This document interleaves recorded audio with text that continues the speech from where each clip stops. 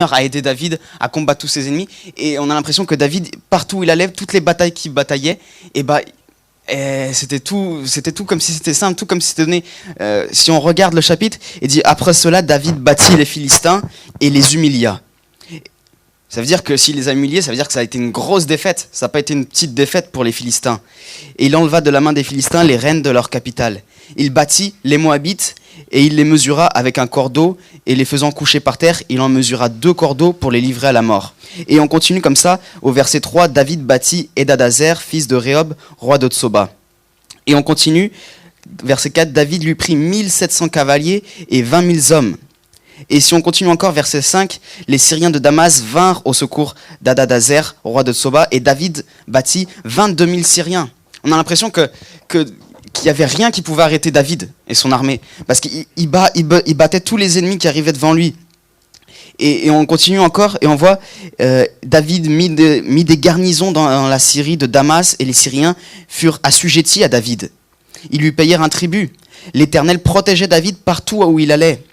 Et on continue, et David prit les boucliers d'or qu'avaient les serviteurs d'Adazer et les apporta à Jérusalem. Et on voit qu'il continue encore, verset 8, le roi David prit encore une grande quantité d'airain. Et on voyait que David, il n'arrêtait pas d'amasser des victoires et d'amasser des trésors. Et quand on lit ce chapitre 60 de Psaume, qui fait référence à certaines de ces batailles, on a l'impression que David, on n'a pas l'impression de voir la même histoire.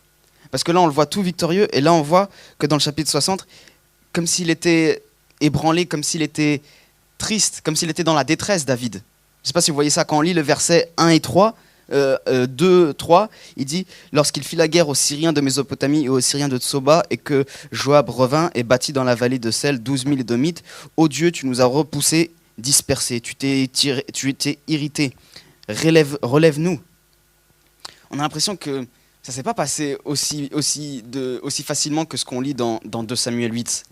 Et on continue, versets 10 et 11, et c'est pareil. Moab est le bassin où je me lave. Moab est le bassin où je me lave. Je jette mon soulier sur Édom, pays des Philistins. Pousse à mon sujet des cris de joie. Qui me mènera dans la ville forte? Qui me conduira à Édom? On a l'impression que David, il sait pas vraiment comment faire. Qu'il est dans un problème, dans une situation difficile. Et malgré ça, quand on regarde l'histoire dans 2 Samuel 8, tout se passe bien. Tout se passe bien, et David, il passe par des grandes victoires. Et nous aussi, en tant que chrétiens, des fois, on a l'impression qu'on passe par des combats difficiles. Mais il faut, comme David, savoir que, des fois, notre victoire, elle est souvent précédée de pénibles combats, de combats difficiles à combattre. Mais que le Seigneur est avec nous. David, quand il s'est battu contre Goliath, c'était pareil aussi. Et on lui a dit, non, tu vas pas réussir, t'es trop petit. Ses propres frères, ils lui ont dit, non, vas-y, qu'est-ce que tu fais? Il allait voir le roi Saül, et le roi Saül, au départ, il disait, non, je crois pas. Et il lui a passé son armure, il a essayé l'armure, et il a dit, non, sans l'armure. Alors là, encore plus, les gens, ils ont dit, mais non, mais en plus, déjà que lui batte Goliath, non. Et sans l'armure de Saül. Et plein de fois, on voit que David, il est passé par des combats avant d'arriver à une victoire. Mais qu'est-ce qui nous mène d'un combat à une victoire et à être plus que vainqueur? Qu'est-ce qui nous mène à ça? On voit que le titre de ce psaume, c'est « Hymne de David pour enseigner ». Moi, je crois que dans chacun de nos combats et dans chacune de nos victoires, on passe par des moments difficiles et on a notre victoire, mais on apprend des choses. Le Seigneur nous enseigne à travers ça. C'est comme quand moi je vais à l'école, mon professeur, il m'a donné des connaissances et quand il me donne le contrôle, c'est pas pour m'embêter. Même si moi j'arrive en cours et je fais « Oh, finesse, aujourd'hui c'est le jour du contrôle ». Et je dis « Oh non, je suis sûr, il va faire exprès de mettre un truc difficile pour pas que j'y arrive ». Et si je rate, je vais encore plus lui donner la faute. Je vais lui dire c'était vraiment difficile, même en révisant, j'aurais pas réussi. En fait, j'ai pas révisé. Et on a l'impression que le professeur, des fois, il fait exprès. Bon, peut-être qu'il y en a qui font exprès, mais non, mais normalement, c'est pas ça l'objectif. Le professeur, il fait pas exprès de mettre un contrôle difficile. Il met un contrôle selon les connaissances qu'il croit que nous, il a pu nous apprendre. Et nous, on est censé répondre à ce contrôle Parce on a travaillé difficilement en tant qu'élève, on a cherché les réponses, on a essayé d'apprendre par cœur les informations qu'on devait apprendre en fonction de la matière, et ça nous a demandé du travail, et c'était pas facile, c'était pas forcément très joyeux comme chose à faire, on aurait préféré aller jouer au foot ou autre chose, mais on l'a fait, et ça nous amène à une victoire, on peut dire que c'est une victoire, d'avoir peut-être le professeur, il va nous donner une bonne note, et ça nous enseigne quelque chose. Et quand je vois le titre du psaume 60 qui dit « Hymne de David pour enseigner », je commence à réfléchir et je me dis « C'est ça. Deux fois les combats pénibles par lesquels on passe, et nous on se plaint. Mais tout ça, le Seigneur, il le met dans notre vie pour qu'on puisse apprendre. Pour qu'on puisse apprendre de toutes ces choses. Vous êtes d'accord? Amen. Et nous, on doit apprendre. On doit s'efforcer pour apprendre. Chaque jour, amen. Et qu'est-ce qui se passe si jamais nous, on réussit pas? Si on réussit pas le contrôle, le professeur il dit non, il n'a pas réussi, ça veut dire qu'il n'a pas compris la leçon, et il faut qu'il revoie ça, il n'a pas les connaissances, il n'a pas les choses nécessaires pour continuer. Et le Seigneur, c'est un peu la même chose, c'est un peu de la même manière qu'il voit les choses. Si on n'a pas réussi à passer par la situation qui est arrivée dans notre vie, c'est qu'il nous manque quelque chose, c'est qu'on n'a pas réussi à apprendre l'enseignement du Seigneur qui voulait nous faire passer. On n'avait pas les connaissances suffisantes pour passer par-dessus ce problème. On ne s'était pas assez instruit dans la parole du Seigneur et dans la prière pour passer par-dessus ce problème. Et du coup, le Seigneur, il dit, non, on ne peut pas passer à l'étape suivante. Quand on est en langue, c'est A1, A2, B1, B2, C1, C2. Et si on n'a pas réussi à avoir les compétences pour le niveau C1, on ne peut pas faire l'examen du niveau C2 parce qu'on ne va pas réussir.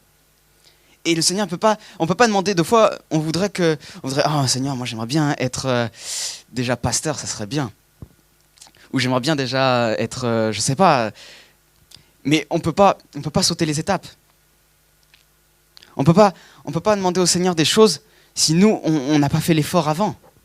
Parce que ça va dans les deux sens. Amen. Le Seigneur, il a fait quelque chose pour nous. Il a fait quelque chose pour nous. Et nous, on ne peut pas attendre qu'en claquant des doigts, tout va bien se passer. C'est pas comme ça que ça se passe. Et on voit ici que David, on le voit dans le psaume 60, qui prie au Seigneur, il dit au Seigneur, il dit Seigneur aide-moi, il se sent dans la détresse, dans une bataille. Et, et on voit que quand on arrive à la fin du psaume, il dit au verset 14, avec Dieu nous ferons des exploits, il écrasera nos ennemis.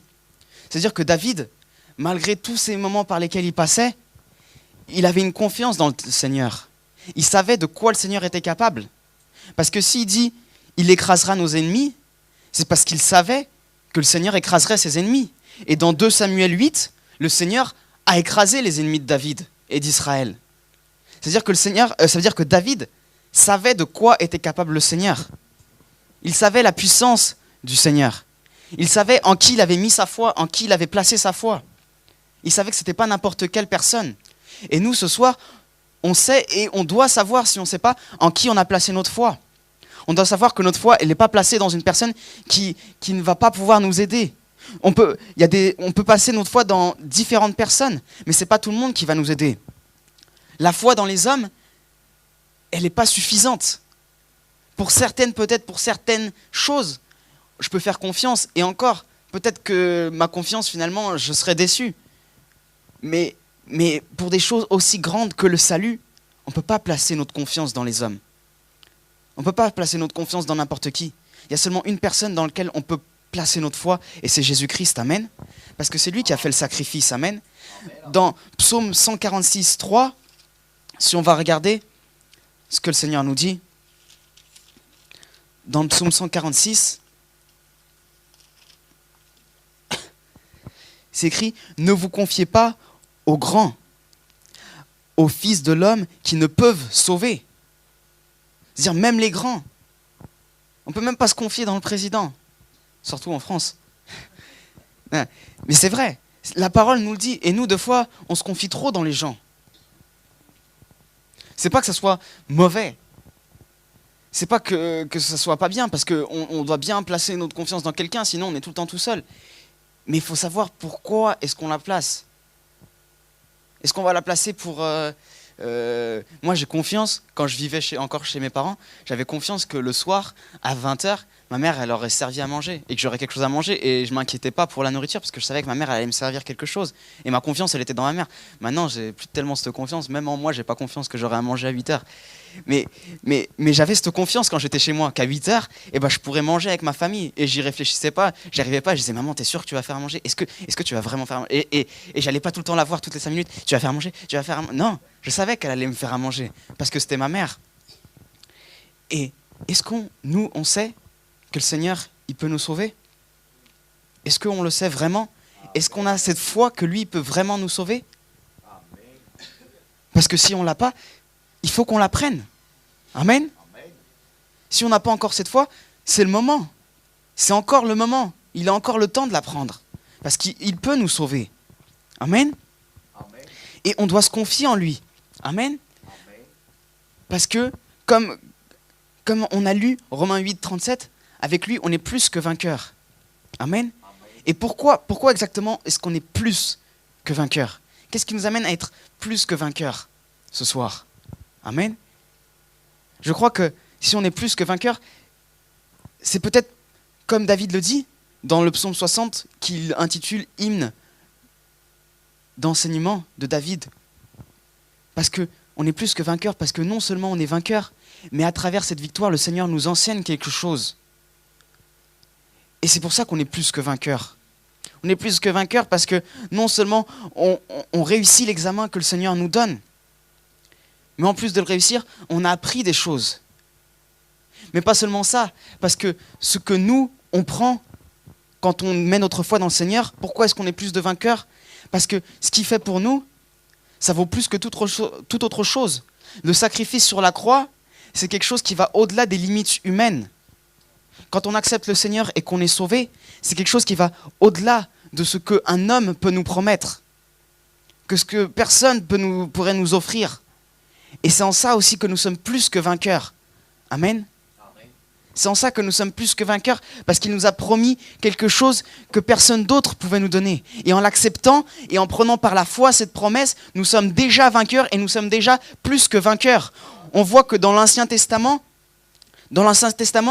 David pouvait seulement dire, à la fin du psaume 60, la seule chose qu'il pouvait dire, c'était, si je le retrouve, c'était « Avec Dieu, nous ferons des exploits ». Mais dans le Nouveau Testament, le Seigneur est venu et il est monté sur cette croix. Amen. Et non seulement nous ferons des exploits dans le nom de Jésus et dans le Seigneur, mais nous sommes plus que vainqueurs. Amen. Nous ferons plus que des exploits. Amen. Parce que nous avons le salut éternel. Amen. En lui. Par le sacrifice qu'il a fait sur cette croix. Amen. Et c'est en ça que nous sommes plus que vainqueurs. Amen. Parce que tout ce qu'il a fait, il l'a fait pour nous. Et nous, on a juste un pas à faire vers lui. Un pas à faire pour lui. Tout cet amour qu'il nous a donné, il l'a donné pour nous. Nous qui ne le méritions pas. C'est pour ça que nous sommes dans cette dispensation qui s'appelle la dispensation de la grâce. Amen. Nous sommes dans cette dispensation de la grâce parce qu'il nous a donné cet amour que nous ne méritions pas. Et ça, on nous l'enseigne, le pasteur nous l'enseigne. Et on doit vraiment l'apprendre et le prendre par la foi. Prendre par la foi toutes ces promesses du Seigneur. Les prendre par la foi parce qu'elles sont oui et amen, comme dit la parole. Elles sont oui, amen. Et on doit les croire. On doit les croire ce soir. On doit les croire demain. On doit les croire après-demain. Et cette confiance, cette foi dans le Seigneur, elle ne doit jamais partir. Elle ne doit jamais s'évaporer.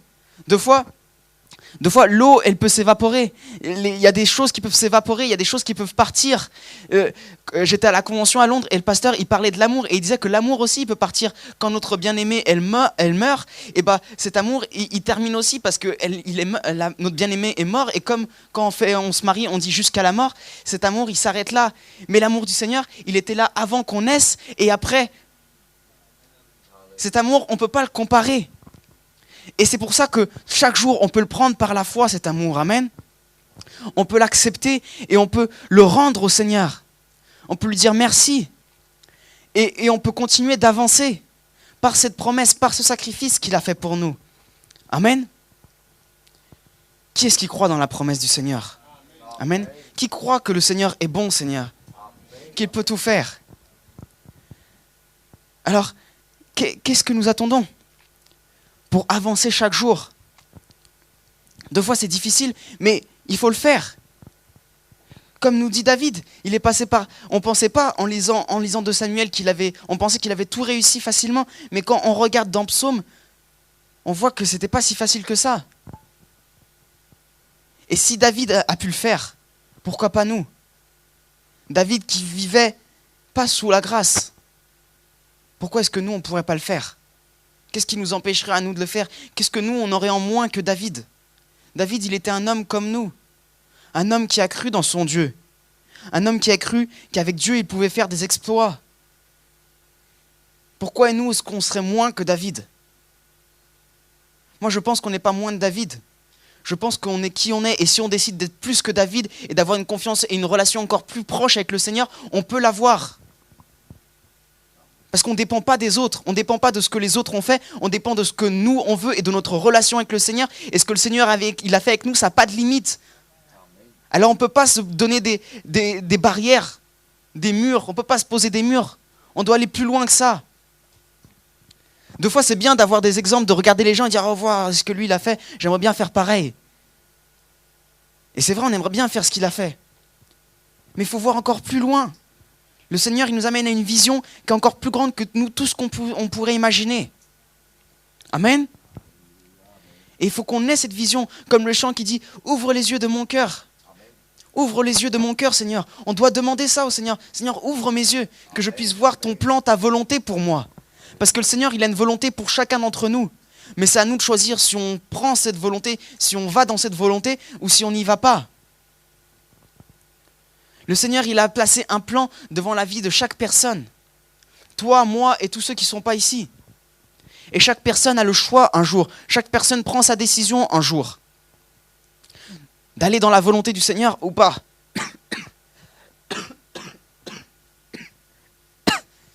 Pardon. Et le Seigneur est bon. Et il veut qu'on prenne la bonne décision. Amen. Et il nous donne encore une occasion aujourd'hui de choisir la bonne décision. Ne méprisons pas cette occasion. Ne la laissons pas passer à côté.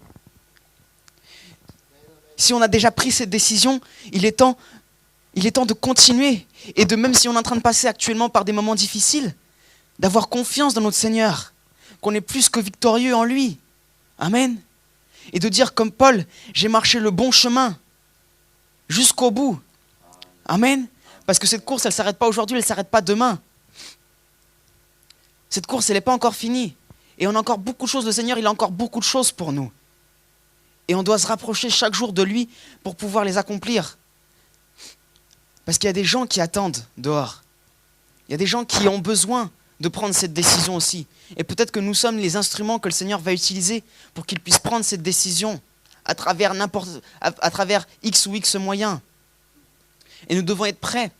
Parce que le jour où on arrivera, si nous, on n'est pas prêts, si nous, on n'est pas dans la volonté du Seigneur, si nous, on n'obéit pas au commandement du Seigneur, comment est-ce qu'on fera? On va se lever ce soir, amen. On va se lever, amen. Amen. Le Seigneur avait un message pour nous ce soir, amen. Il voulait nous parler. Il voulait nous dire qu'il nous aime et qu'à travers cet amour, il veut que nous aussi, on puisse faire quelque chose. Amen. Il nous a appelés pour une œuvre. Il nous a sauvés à travers les eaux du baptême. Nous avons cru dans son nom. Nous tous ici qui avons cru dans son nom, nous avons cru qu'il y avait un Dieu qui était réel, qui existait vraiment et qu'il n'y avait point d'autre que lui. Et que lui, il était capable de tout. Amen. Pourquoi est-ce que ce soir, on ne prendrait pas un moment avec le Seigneur et on le remercierait? Et si on passait par des moments difficiles, on puisse lui dire « Merci Seigneur, parce que je sais que si tu me fais passer par ces moments difficiles, c'est parce que tu as déjà préparé une victoire pour moi. Une victoire plus grande que celle que je peux imaginer. Parce que tu veux que je sois plus que vainqueur en toi et que je puisse apprendre de ces moments.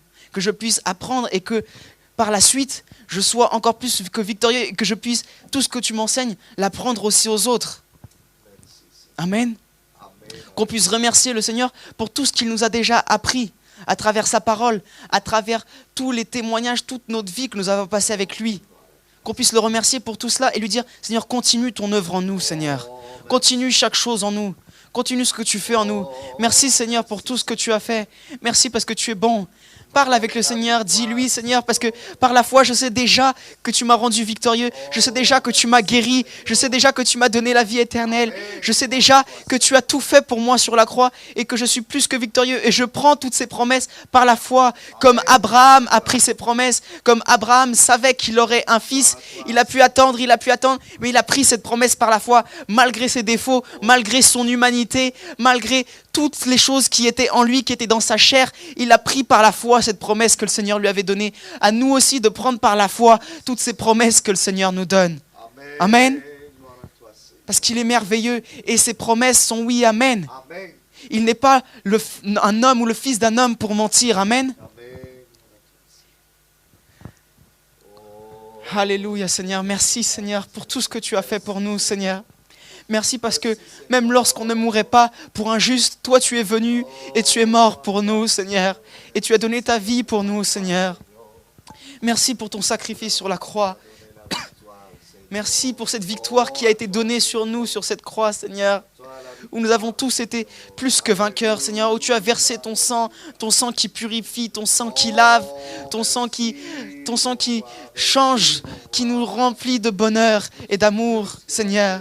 Merci pour ce sacrifice pour la croix et merci pour avoir donné ta vie pour nous, Seigneur. Merci parce que tu es allé au tombeau et au 3e jour, malgré ce que les autres disaient, malgré ce que le monde disait, malgré l'ennemi qui était joyeux parce que tu étais mort. Toi, tu es ressuscité d'entre les morts. Tu es ressuscité et tu as accompli tes promesses. Si toi, tu as accompli tes promesses pour toi-même, ô combien plus tu accomplirais tes promesses pour nous, Seigneur, si nous les prenions, Seigneur. Moi dans ta Alléluia. rivière d'amour. Plonge mon Alléluia, esprit merci Seigneur. dans les profondeurs de Merci ta Seigneur, joie. pardonne-moi Seigneur. Parce que je sais que parfois, ce que je fais n'est pas digne d'un fils de Dieu. Mes œuvres ne sont pas dignes de qui je suis en toi. Et j'aimerais, Seigneur, m'approcher plus de toi chaque jour, m'approcher de ta présence, te prendre dans mes bras d'amour, parce que tes bras d'amour sont assez grands pour prendre toutes mes difficultés, tous mes problèmes. Rien n'est trop grand pour toi. Merci, Seigneur. Seigneur, je veux remettre devant ta présence toutes mes difficultés, toute ma détresse, et la mettre en toi, parce que je sais qu'en toi, j'aurai la victoire, Seigneur. Mon âme, adore le Seigneur, adore-le. Remercie-le pour son œuvre. Parce qu'en lui, tu es plus que vainqueur. En Jésus, tu es plus que vainqueur. Prends cette promesse. Il te dit que tu es plus que vainqueur si tu crois en lui. Dis-lui merci, Seigneur, parce que je suis plus que vainqueur en toi. Dis-lui, ouvre mes yeux, Seigneur. Je veux suivre tes chemins chaque jour, m'approcher de toi, être un témoignage vivant de l'œuvre que tu as faite en moi. Que cette œuvre ne soit pas cachée. Ne cache pas l'œuvre que le Seigneur a fait en toi. Ne laisse pas l'ennemi empêcher que les autres voient ce qu'il a fait pour toi. Ne laisse pas les choses de ce monde empêcher qu'on puisse voir ce qu'il a fait dans nos vies. Enlève tous ces murs qui cachent l'œuvre du Seigneur pour que tout le monde, pour que tout œil puisse voir ce qu'il fait en nous. Adore-le. Plonge mon esprit dans les profondeurs de ta grâce. Inonde les déserts de mon âme par la douce pluie du ciel. Oh. Plonge-moi dans ta rivière d'amour. Alléluia. Plonge mon esprit dans les profondeurs de ta joie. Chante ce chant, Seigneur, avec conviction. Pense à ce que tu chantes et confesse ce que tu chantes par ta bouche. Et crois-le. La douce pluie du ciel. Mon âme est rafraîchie quand ton onction m'envahit.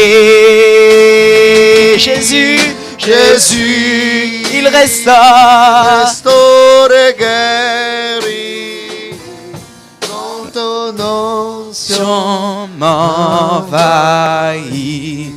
Mon âme est rafraîchie quand ton onction m'envahit. Jésus restaure et guérit quand tes onctions m'envahit. Alléluia, merci Seigneur. Merci Seigneur.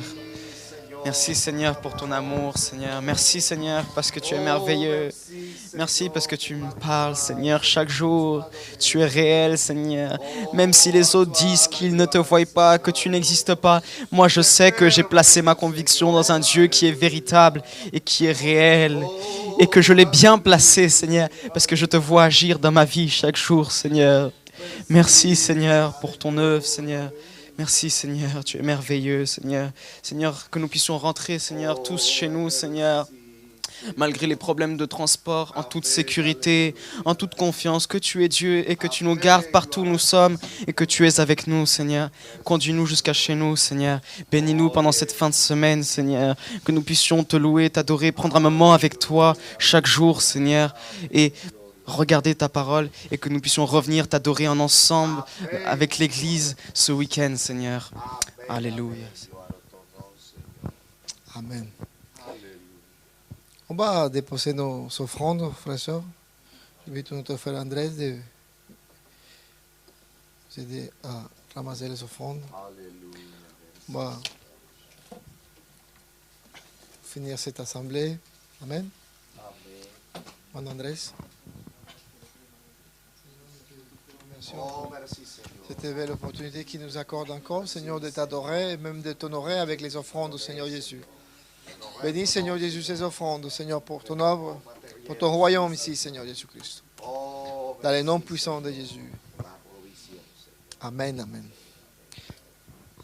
Père, notre frère Andrés ramasse les offrandes.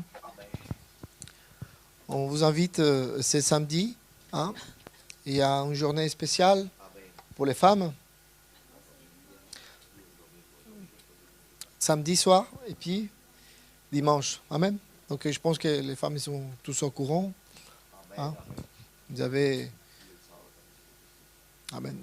Mais les samedis, ici, on aura notre assemblée comme d'habitude, mais cette fois-ci, on va avoir un invité. Donc profitons de cet invité qui va nous partager la parole. Et dimanche aussi, ce dimanche, ça va être le dimanche d'émission. Hein? Donc, pensons à consacrer nos offrandes pour l'émission en France. Hein? On va déposer cette petite grain de sable pour l'œuvre du Seigneur ici en France. Amen. Alléluia. Donc, on va prier pour partir. On va déposer cette fin de journée dans la présence du Seigneur. Où nous étions ce matin, cet après-midi, bien bénis par le Seigneur pour sa parole, par sa présence ici. C'est une énorme bénédiction de pouvoir venir d'une journée de travail et puis repartir avec un morceau de la parole dans nos cœurs, hein, avec sa présence dans nos vies. C'est extrêmement important de ressentir sa présence. Amen. Donc on va se mettre debout juste un instant. On va le dire merci Seigneur pour cette belle opportunité qu'il nous a accordée. Amen. Je demande à Sœur Amel de nous diriger dans la prière. Sœur Amel. Oh, merci Seigneur. Bendito tu nombre, Jesús.